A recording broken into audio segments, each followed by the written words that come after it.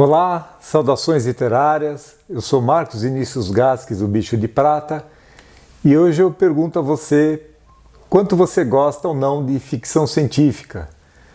Muita gente é apaixonada por esse gênero e muitas pessoas não gostam pelo fato de lidar com alienígenas, ter um apelo um pouco juvenil, né? Batalhas, lutas com espadas laser, armas de laser, espaçonaves. O fato é que ficção científica é um termo muito amplo, tanto que muita gente trata como ficção especulativa, e até tem as suas espaçonaves, suas viagens interplanetárias, seus discos voadores, seus alienígenas, mas tem muito mais também, tem a questão especulativa do gênero.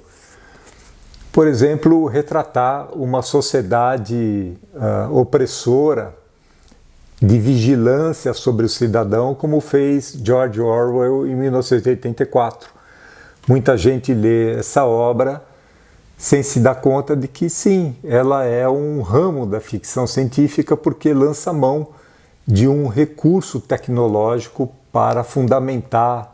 É um dos fundamentos dessa sociedade, a patrulha do cidadão, o Big Brother, o famoso Big Brother, aparecendo aqui nessa obra do George Orwell. Há também outras vertentes da ficção científica, no caso aquele EC.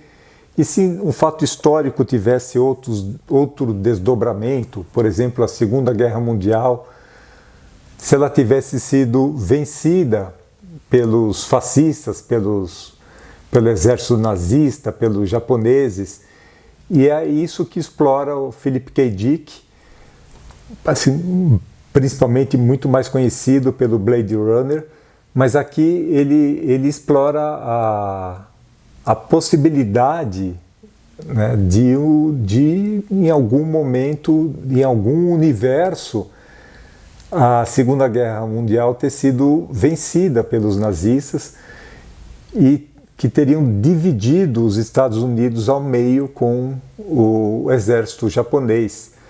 E como viveria a sociedade norte-americana nessa condição? É isso que explora essa obra, e fundamentada, claro, é ficção totalmente, mas fundamentada nos princípios nazistas, né? Como eles seriam aplicados na sociedade norte-americana, e isso que é bastante interessante, esse lado especulativo desse gênero de ficção. Esse livro, aliás, adaptado para uma série na Amazon muito bem produzida, que vale a pena conferir. Ainda nessa questão de uma possível outro lado da sociedade, é o que explora a Margaret Atwood no Conto da Aia, que também virou uma série de TV bastante sufocante até, e em que o papel das mulheres acaba restrito a serem reprodutoras, né? É uma sociedade calcada em fundamentos muito básicos, é uma sociedade fundamentalista e acaba se desdobrando num regime muito opressor também das liberdades das pessoas, e também não sai do nada, porque a própria autora conta que esse livro foi escrito em 1985, foi lançado em 85, e muito do que está aqui ela ouviu caminhando pelas ruas na Berlim, que então era dominada também uma sociedade muito controlada, em que as pessoas tinham medo de falar as coisas, de compartilhar ideias, e ela ouvia coisas nas ruas e acabou transferindo isso para essa obra, ou seja, ela não inventou algo. E ela fala isso nas entrevistas, algo que não existe. Existe aqui e ali, em algumas sociedades, essa visão absolutamente obsoleta do papel da mulher, dos direitos da mulher, a gente sabe disso, isso existe no mundo, e outros aspectos que são contemplados nessa ficção, eles são calcados em realidade hoje, no século XXI. Bom, ficção científica também pode se basear numa solução da ciência que seja inventada, e sem alienígenas, sem invasores do espaço, e é o que faz o nosso consagrado Machado de Assis no conto O Imortal. É uma pessoa que toma uma poção mágica que faz dele uma pessoa que não morre, o próprio imortal do título do conto. É bastante interessante, por ter sido escrito pelo Machado de Assis e pelas implicações de ser uma pessoa incapaz de morrer. Vale a pena conferir esse conto menos conhecido do Machado de Assis, que para muita gente é interpretado como ficção científica, ou seja, até o nosso consagrado Machado de Assis passeou pelo tema da ficção especulativa. E mais de uma vez, porque há contos bastante provocantes do Machado. E aqui eu chego no livro que eu queria abordar mais com você hoje, que é Flores para Algernon, que é justamente essa ideia de um avanço da ciência que permite algo que hoje a gente não tem, né? No caso, é uma cirurgia que transformou um rato de laboratório, que se trata do próprio Algernon, num rato mais inteligente que os outros, né? Então ele passa a superar desafios como aqueles labirintos de laboratório com muito mais facilidade. E eles resolvem tentar esse recurso, essa cirurgia, esse tratamento num ser humano, que é o Charlie Gordon. Qual é o problema do Charlie Gordon? Ele sofre de uma severa deficiência mental, ele tem o QI muito baixo, ele trabalha, ele tem uma vida útil, mas ele é muito limitado. E isso causa, claro, problemas pessoais muito grandes, a ponto da família ter rejeitado. Ele é objeto de brincadeiras grosseiras com os colegas, que fazem dele um brinquedo, pregam peças.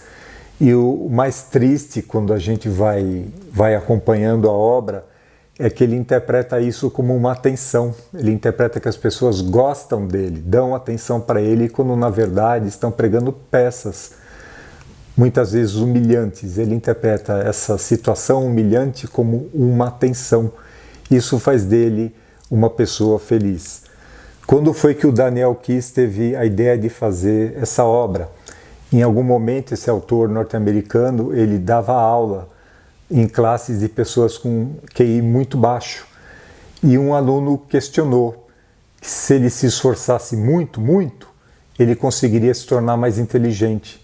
Isso acendeu o lampejo para o Daniel Keyes desenvolver essa ideia, que acabou resultando primeiro num conto em 1959 com esse mesmo título, e depois a versão romance mais estendida em 1966.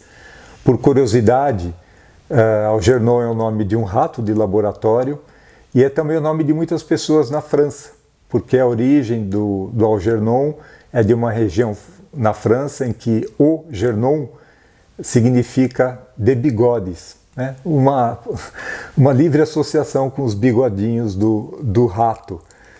E, bom, esse livro, publicado em 1966 nos Estados Unidos, ele foi premiado tanto como conto como romance, mas só chegou ao Brasil em 2018 pela editora Aleph, com tradução da Luisa Geisler.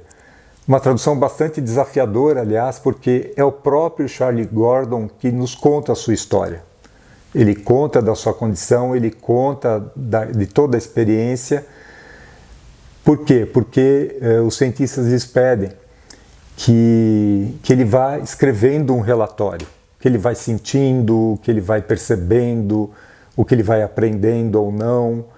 E então é o Charlie Gordon que nos conta a sua história e a história do Algernon, que é uma história bastante tocante. Esse livro foi adaptado para o cinema, para uma peça, para um musical na Broadway. Foi adotado em escolas, foi censurado em outras, porque em algum momento o Charlie Gordon aborda temas como sexualidade, e nem toda família norte-americana, ou nem toda família em geral é aberta a uma discussão adulta e, claro, não vulgar sobre um tema como a sexualidade humana. Enfim, esse livro é bastante impactante, ele levanta questões sobre os limites da ciência, a ética, o respeito pelo deficiente mental, o papel dele na sociedade e como nós lidamos com isso. É uma leitura bastante recomendada, por ser um livro bem escrito, por ser uma história bem desenvolvida. O Daniel Keyes pesquisou muito para poder desenvolver essa narrativa. Então ele tem questionamentos científicos, ele tem... Claro, não é um livro de ciência, não se pretende ser um divulgador de ciência, mas ele levanta questionamentos e aos quais a gente deve dar atenção, especialmente no momento, talvez, como o Brasil está atravessando, em que um diretor de uma universidade importante, ministro da Educação, questiona a presença dos deficientes mentais nas escolas, argumentando que eles podem atrapalhar outros alunos. Qual é o papel que a gente espera dessas pessoas? Em muitos momentos mais tocantes, o Charlie Gordon se questiona quanto ele é um animal de laboratório, quanto ele é um ser humano, né? E é um questionamento que faz a gente pensar bastante. É isso, minha recomendação. Flores para Algernon. Boas leituras. Até a próxima.